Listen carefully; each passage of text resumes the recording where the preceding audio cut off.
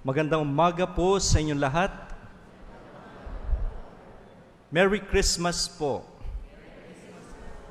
Ito yung huling araw ng Kapaskuhan dahil bukas ay darating na ulit tayo sa tinatawag nating karaniwang panahon or ordinary time.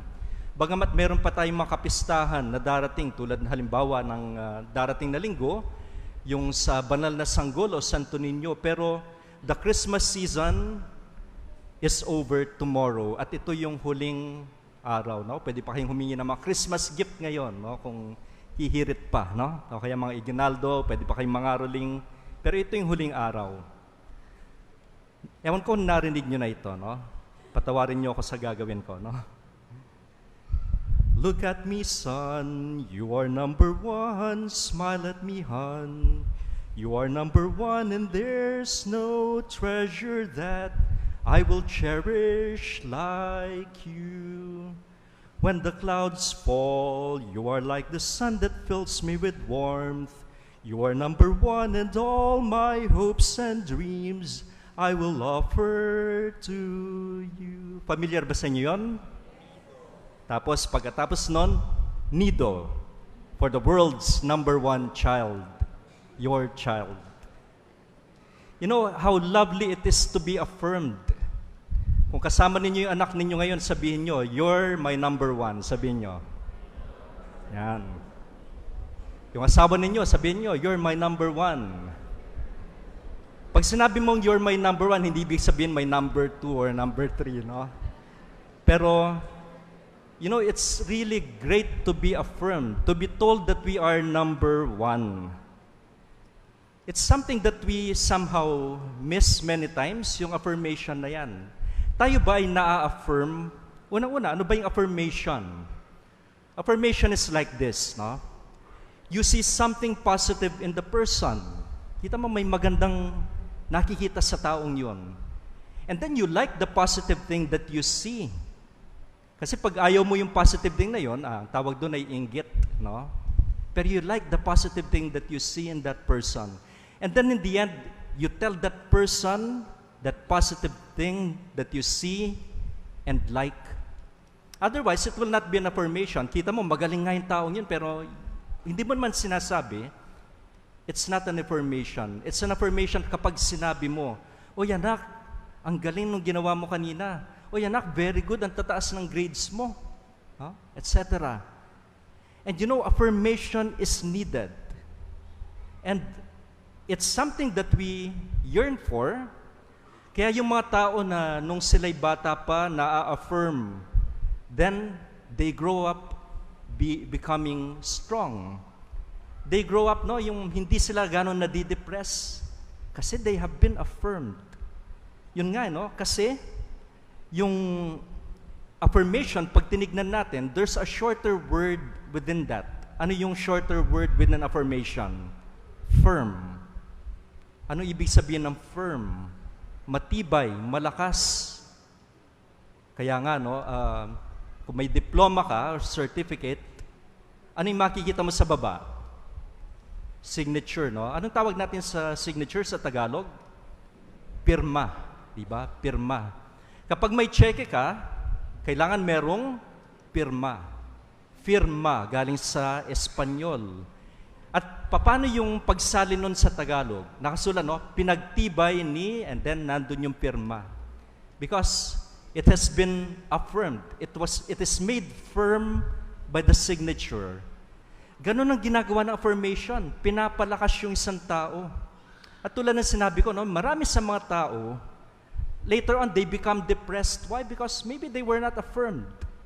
Yung mga tao, when they are already grown-ups, and mababa yung kanilang self-esteem, maybe they were not affirmed when they were young. Kung halimbawa sila ay minumura lagi nung bata pa sila, they become weak. Why? Hindi affirmation yung naririnig nila. And therefore, we have to affirm. And in our age, there's no excuse not to affirm. Lagi tayong may, we always have a reason to affirm, or there's always a way to affirm. Pwedeng face-to-face, that's the best. Kung wala man, no, may messenger, pwede mong tawagan. It's the age of communication in many forms and even of affirmation. Because affirmation makes us stronger. When was the last time that you affirmed your child? When was the last time that you told your spouse, I love you? Because in fact, that's the greatest affirmation, love. In the late 90s, there was a film entitled Moulin Rouge. Have you heard about it? Merong sinabi dun sa Moulin Rouge, the greatest thing you'll ever learn is just to love and be loved in return. So it's not just to love, but to be loved in return. Meron ako sasabihin sa inyo na siguro hindi nyo pa naririnig, no? Kita nyo yung mga young Salesians namin, yung temporarily professed, they wear a medal of Don Bosco when they profess. Pero yung mga perpetually professed na brothers or at mga pari, they wear something else different from that medal. And ngayon papakita ko sa inyo, no? Meron akong suot. Nakita nyo na ito? Yan. Ito yung medal na suot ng mga Salesian na perpetually professed. It's not just any medal. Kung yung sa kanila ay, yung sa mga batang Salesiano ay medal ni Don Bosco, it's a medal of the Good Shepherd given to perpetually professed Salesians. At pag tinignan mo yung nasa harapan, it's a Good Shepherd. Tapos pag tumingin ka dun sa likod, meron nakasulat na mga salita. Ano yung salita na yun? In Italian, words from Don Bosco. Studia di farti amare. Okay? Ulitin ko. Studia di farti amare. Anong ibig sabihin nun? Strive to make yourself loved. Strive to make yourself loved. It's not because you are selfish, pero to make yourself loved means that you find yourself unworthy, but then because of the love that you show, then you feel that love from the young people, from other people, from God. And so strive to make yourself loved. At ito yung sinabi ni Don Bosco sa mga Salesiano niya, no? It's not enough to love. You have to let the person know that you love him. It's not enough for you to love the young, but you have to make the young love you, or you make them know that you love them. At yun ay isang mahalagang bagay. Why? Affirmation. Because it is something that we see in our readings of today. Yung salitang minamahal. Minamahal. There are two ways of saying I love you in the Filipino language, di ba? Ano yung dalawang yon? Iniibig kita at mahal kita. May pagkakaiba ba yon? May pagkakaiba. Okay? Iniibig kita means, I want you for myself, no? Ibig ko niyan, no? So when that person or thing is with you, then you are happy. Ibig ko. Pero yung minamahal ko, ano ibig sabihin? Pag sinabi mo mahal kita, mahalaga ka. Saan ka ba makakakita ng mahal? Where do you see mahal? Sa palengke, di ba? Sa mga mall. Mahal. Bakit? Mahalaga. Mataas yung presyo. Hindi siya, anong kabaligtaran ng mahal? Hindi siya mura. Kaya nga, yung mga taong minamahal natin, sinasabi natin, mahalaga ka. Mahal kita, mahalaga ka. Yung mga taong mahal natin, hindi natin minumura. Right? And so that's the case, no?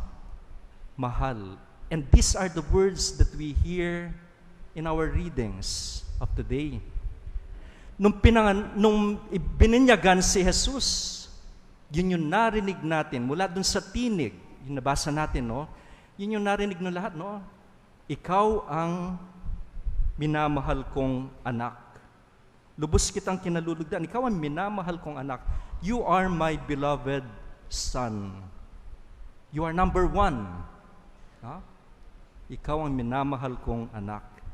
At doon sa ating unang pagbasa, yung lingkod ng Diyos na sa pagbasa natin noon sa Lumang Tipan yun, pero pag binabasa natin, ang pumapasok na sa isip natin ay si Jesus mismo. na itong lingkod na ito, siya'y tinataas, siya'y pinili, at siya'y kinalulugdan.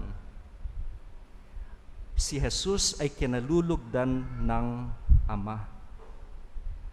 At yun yung narinig natin sa binyag ni Jesus. Itong araw na ito ng pagbibinyag kay Jesus, yung pinagdiriwang natin, naaalaranin natin yung sarili nating binyag.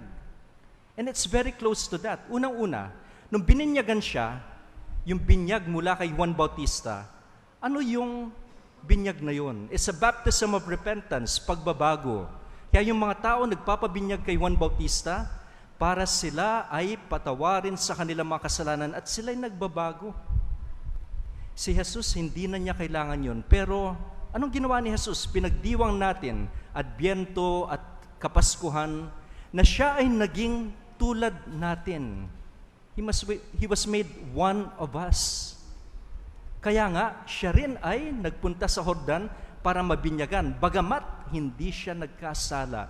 Hindi na niya kailangan yun, pero ginawa niya yun dahil nakikiisa siya sa ating lahat. Siya ay ang ating tagapagligtas. At tulad na nabanggit ko, inaalala rin natin yung ating binyag ngayon araw na ito. Ano ba nangyayari sa binyag? Tayo'y nagiging anak ng Diyos. Kapag ako'y nagbibinyag, may konting homily pagkatapos ng ebanghelyo bago yung binyag proper, tapos nandiyan yung mga magulang, no, kasama yung kanilang anak na bibinyagan, mga ninong at ninang. Tatanungin ko, nasan yung mga tatay dito? Tataas yung kamay nila, no? Alam niyo yung tanong ko sa kanila, inyo ba yan? Inyo ba yan? But my point is, ganito, yeah, inyo yan, no? Pero, ngayong araw na ito, yung mga yan ay magiging anak ng Diyos. And that is for all of us who are baptized. The Lord affirms us in our baptism, this is my beloved child. This is my beloved child. The greatest affirmation. Kaya pag tayo bininyagan, lumalakas tayo. We are affirmed. Kaya malakas tayo, no? We are given the graces. We're given the theological virtues, faith, hope, and love. At nagiging malakas tayo laban sa demonyo. Kaya nga, do not be afraid, no? Di ba may manaririnig tayong napopossess, ha? Mahirap tayong mapossess ng demonyo. Why? Because we are baptized. Because we belong to the Lord. Kung minsan, dahil nahihina tayo, doon pumapasok yung demonyo. Pero as such, because we are baptized, mahihirapan yung demonyong pumasok sa atin. Because we are children of God. Tayo'y kanyang mga anak na minamahal. Tayo kanyang kinalulugdan. Just to end this, no?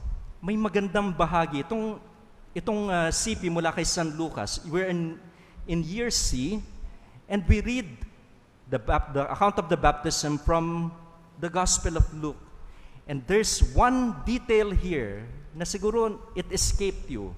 Ulitin ko, no? Nabinyagan na noon ang lahat ng tao, gayon din si Jesus. Tapos, ano yung narinig natin? Nang siya'y nananalangin, nabuksan ng langit at bumaba ang Espiritu Santo sa anyong kalapati, isang tinig mula sa langit na nagsabi, etc. Pero ano yung narinig natin? Nang siya'y nananalangin. When Jesus was praying, prayer, kapag tayo'y nananalangin, dun natin maririnig yung affirmation mula sa Panginoon. Bakit kung minsan hindi natin na-feel, hindi natin nararamdaman? Siguro hindi tayo nagdarasal. Lagi nating naririnig at the beginning of the prayer, no? The one who invites us to pray, sasabihin niya, let us put ourselves in the presence of God. Na meron mga magsasabi na, hindi mo na kailangan sabihin yun because we are always in the presence of God. Pero alam nyo, valid pa rin yun. Let us put ourselves in the presence of God. Why? Nandun yung Diyos. Pero nasan tayo kadalasan? Magdarasal na, nasa ibang lugar pa yung utak natin. Nagsisimba tayo rito ngayon, pero nasan? Anong iniisip natin? Ano kaya? San kaya kami kakain mamaya? No? Maganda siguro yung papanoorin ko sine, no? Ay, yung mga assignment ko, hindi ko pa tapos. God is present, but where are we? Let us put ourselves in the presence of God. And when we pray, that is when we would be receiving, nung siya'y nananalangin, nabuksan ng langit, bumaba ang Espiritu Santo, at maririnig natin yung tinig. Ano yung tinig ng Panginoon? Ikaw ang minamahal kong anak, lubos kitang kinalulugdan. Do you want to be affirmed? Pray. At maririnig natin mula sa Panginoon, you're my number one. Minamahal kita. God bless you all.